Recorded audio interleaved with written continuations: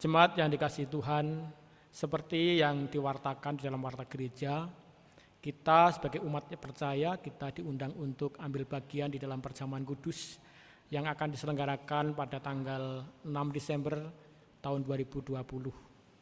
Untuk itu, sebelum pendadaran ini dimulai, kita akan masuk di dalam doa. Mari kita berdoa. Bapa di surga, kami mengucap syukur Tuhan untuk waktu yang telah sudah sediakan kepada kami Tuhan, sehingga pada saat ini kami diberikan waktu untuk melakukan pendadaran, menguji diri kami sendiri Tuhan, supaya kami layak untuk ambil bagian di dalam perjamuan kudus yang telah Tuhan sediakan pada tanggal 6 Desember yang akan datang. Tuhan, kiranya Tuhan hadir di tempat kami, di hati kami, sehingga dalam proses pendadaran itu Tuhan, Engkau menyertai kami dan Engkau memberkati kami. Di dalam nama Tuhan Yesus Kristus kami berdoa. Amin. Jemaat yang dikasihi Tuhan, kita akan menguji diri sendiri sebelum ambil bagian di dalam perjamuan kudus. Tujuannya adalah supaya kita tidak ambil bagian dalam perjamuan kudus dengan cara yang tidak layak. Namun sebelum kita melakukan pendadaran atau menguji diri sendiri, kita akan mendengarkan renungan firman Tuhan yang akan disampaikan oleh Pendeta Nikolaus Satrianugroho. Saudara-saudara, bacaan Alkitab untuk pendadaran pada saat ini dibacakan dari Lukas pasal 21 ayat 1 sampai 4. Injil Lukas pasal 21 ayat 1 sampai 4 yang demikian. Ketika Yesus mengangkat mukanya, ia melihat orang-orang kaya memasukkan persembahan mereka ke dalam peti persembahan. Ia melihat juga seorang janda miskin memasukkan 2 peser ke dalam peti itu. Lalu ia berkata, "Aku berkata kepadamu, sesungguhnya janda miskin ini memberi lebih banyak daripada semua orang itu, sebab mereka semua memberi persembahannya dari kelimpahannya, tetapi janda ini memberi dari kekurangannya, bahkan ia memberi seluruh nafkahnya." Demikianlah sabda Tuhan. Saudara-saudara, salah satu budaya yang masih dipelihara sampai saat ini oleh sebagian kalangan masyarakat adalah budaya mengembalikan pemberian atau lebih tepatnya sumbangan. Masih sering dijumpai di beberapa daerah adanya kebiasaan untuk mencatat pemberian orang lain ketika sebuah keluarga punya kerja. Misalnya ada keluarga yang menikahkan anaknya, mantu begitu, ada orang-orang yang diundang untuk datang dan nyumbang, maka sumbangan-sumbangan itu kemudian dicatat dari siapa, besarannya berapa. Gunanya adalah ketika nanti keluarga yang nyumbang itu juga punya kerja, maka keluarga yang tadinya disumbang ini tahu seberapa mereka harus mengembalikan atau nyumbang balik kepada keluarga yang lebih dahulu menyumbang ini. Kebiasaan ini dilandaskan kepada rasa ewuh pekewuh, kepada rasa sungkan. Mosok dulu sudah disumbang kok sekarang tidak nyumbang, atau dulu sudah disumbang sekian kok kemudian sumbangannya lebih sedikit.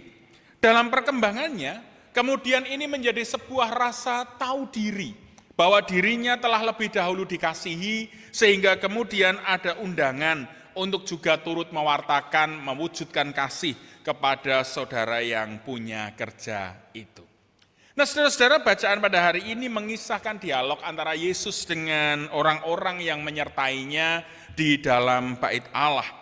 Yesus menunjukkan bagaimana persembahan seorang janda miskin ternyata dipandang lebih berharga, bukan dari sisi nominal, tetapi dari sisi bagaimana janda miskin ini mempersembahkan keseluruhan dari apa yang dia punya, mempersembahkan bahkan menurut Yesus adalah seluruh nafkahnya. Perlu dipahami bahwa pada masa itu, seorang janda dan miskin tidak diwajibkan untuk memberikan persembahan, bahkan sebagian besar dari mereka justru lebih sering mengharap pemberian, lebih sering mengharap bantuan dari pihak bait Allah. Sehingga ketika ada seorang yang memberikan persembahan, dan ini adalah janda miskin, itu adalah sebuah keputusan yang tidak mudah. Itu adalah sebuah keputusan yang tentunya dilandaskan kepada pemahaman bahwa dirinya memiliki sikap hormat kepada Allah, bahwa dirinya telah terlebih dahulu dikasihi oleh Allah, sehingga kemudian dia memberikan apa yang sepatutnya diberikan kepada Allah, yaitu seluruh hidupnya, seluruh nafkahnya menjadi sebuah persembahan. Nah saudara-saudara, sakramen perjamuan senantiasa mengingatkan kita bahwa kita adalah orang-orang yang beruntung, yang dianugerahi keselamatan dari Tuhan. Anugerah itu diwujudkan bukan dengan Allah memberikan sebagian dari miliknya, bukan Allah memberikan sisa dari apa yang dia punya, enggak. Allah datang ke tengah-tengah dunia, menyerahkan hidupnya untuk menebus manusia dari dosa dan membebaskan kita, menjadikan kita anak-anak Allah. Maka ketika kita makan dan minum dari sakramen perjamuan nanti, sadarilah bahwa ternyata Tuhan sudah memberikan yang terbaik untuk kita. Maka pertanyaannya adalah, lalu apa balasan kita? Apakah kita akan memberikan sebagian saja dari diri kita? Apakah kita memberikan sisa-sisa waktu kita? Atau justru kita masih terus menuntut supaya Tuhan memberikan apa yang kita mau? Mari belajar dari janda miskin yang tahu diri, yang memberikan keseluruhan nafkahnya, bahkan memberikan seluruh hidupnya menjadi persembahan bagi Tuhan, dan rupanya itulah yang berkenan bagi Tuhan. Karena itulah bagian terbaik yang dimiliki yang berkenan kepada Tuhan. Pendadaran ini mengajak kita untuk berkomitmen bahwa ketika kita menerima sakramen perjamuan yang adalah pemberian terbaik dari Allah di dalam pengorbanan Kristus, kita pun diundang untuk juga memberikan yang terbaik dari diri kita kepada Tuhan. Tuhan memberkati kita. Amin. Mari kita berdoa. Bapa Surgawi, dengan kerendahan hati kami bersyukur atas undangan-Mu untuk kami menghayati kembali panggilan-Mu untuk menerima sakramen perjamuan sebagai wujud pemeliharaan iman dari Tuhan kepada kami. Saat ini sebelum kami menyatakan kesediaan kami menerima roti dan anggur sebagai lambang tubuh dan darah Kristus, kiranya Engkau memampukan kami menghayati bahwa sakramen perjamuan adalah pemberian terbaik dari Tuhan di dalam pengorbanan kematian serta kebangkitan Kristus. Biarlah itu memampukan kami untuk mengenang kebaikan Kristus dan mewujudkan tanggapan yang semestinya di dalam hidup kami beriman. Terima kasih Tuhan, lah seru doa syukur dan permohonan kami di dalam Tuhan Yesus Kristus. Amin. Setelah kita mendengarkan renungan firman Tuhan yang disampaikan oleh Pendeta Nikolas Satunugroho, selanjutnya kita akan menguji diri kita sendiri agar kita layak di dalam, kita akan ambil bagian di dalam perjamuan kudus. Jemaat yang terkasih, apakah kita sungguh-sungguh menyadari dan mengakui bahwa kita berada dalam kondisi tidak selamat, dan dengan kekuatan serta usaha sendiri tidak mampu melepaskan diri dari kondisi tersebut, sehingga kita membutuhkan juru selamat yang berkuasa untuk melepaskannya. Yang kedua, apakah kita sungguh-sungguh bertobat dan menyerahkan diri dengan penuh keyakinan kepada Allah yang menyelamatkan manusia melalui kematian dan kebangkitan Tuhan Yesus.